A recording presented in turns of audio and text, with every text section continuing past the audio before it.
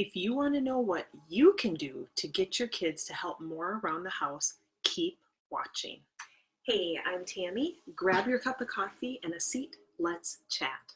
So I'm sure you've heard before that you really only can control your own actions. Like controlling the actions of your kids is not really all that feasible unless there's a lot of yelling and shouting, and that's not really how we want to live our lives as moms, right? We don't want to have to yell at our kids to get them to do anything. So today I'm going to share with you 3 things that you can do to get your kids helping out more around the house. I can't promise you that they're not going to whine and complain about having to do it, but I just think that's the nature of being a kid and having to help out, right? I mean, they would much rather be on the computer or chatting with friends or playing a game. And wouldn't we all, to be quite honest? We control the actions of our kids, or we try to control the actions of our kids because we want them to succeed. We don't want them to struggle with things that we have struggled with. We want them to learn from our experiences, but they really have to learn on their own. And that's kind of a side thing. But the other day, my oldest daughter, she was being kind of a challenge in getting her to do her chores. And she said, "Mom, did you like to do chores when you were my age?" And I thought, nope. No, I did not like to do chores when I was her age, and quite frankly, I don't like to do chores now either. I would much rather be doing some other things. So this really got me thinking, and since I know, and now you know, you can only control your own actions, what can you do differently to get the kids to help out around the house more? And I'm going to give you the 3 things you can do.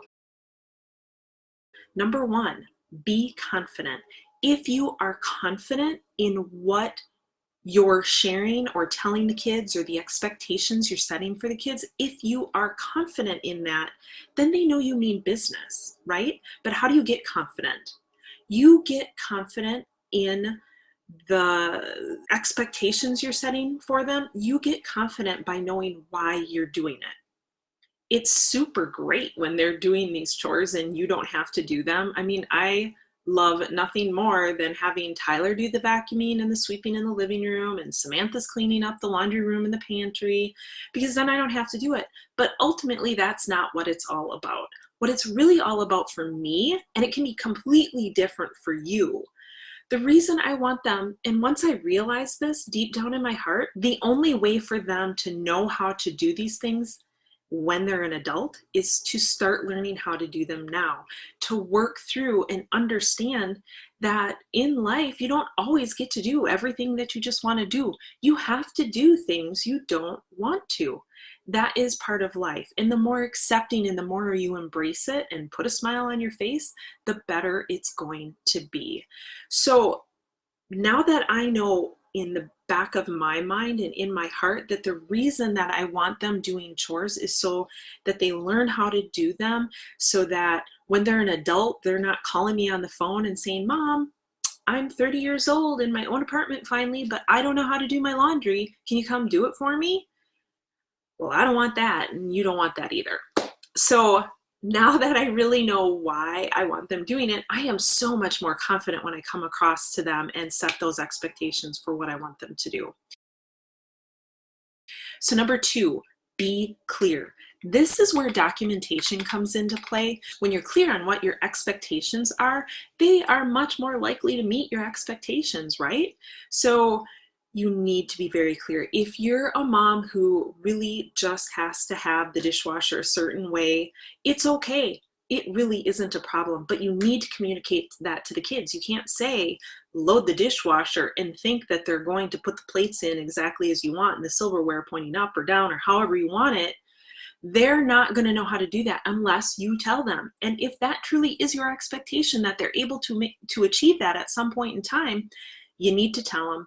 You need to be clear on what you're telling them and how you're setting those expectations, and then you need to teach them how to do them.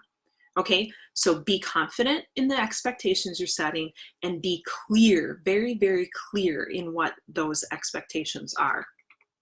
Documentation is the key. You need to keep in mind, though, how each kid learns and understands and receives the message that you're sending, because they may differ. So number 3, be consistent. And this is honestly, you guys, this is my biggest challenge. Being consistent with the kids. It's so easy to be a pushover. I literally had this conversation with my daughter on Sunday afternoon.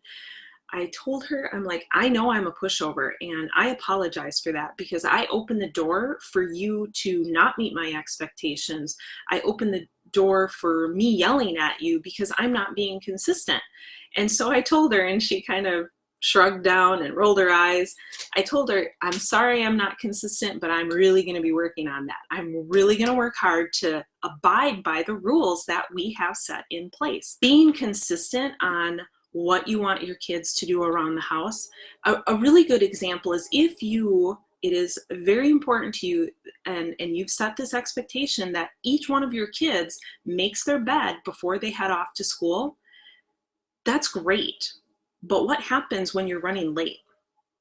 Are you going to give them a free pass? And when you give them that free pass, you open the door for them to just think that they don't have to do it. You give them an inch and they take a mile, right? That's one of the sayings that's out there. And it is so true. And I didn't want it to be true, but it really, really is true. So troubleshooting, when you're being consistent, if you kind of mentally troubleshoot in advance, like if they don't make the bed in the morning, how are you going to handle the situation? Are you going to make the bed for them? I highly recommend you don't, because that's giving them a free pass.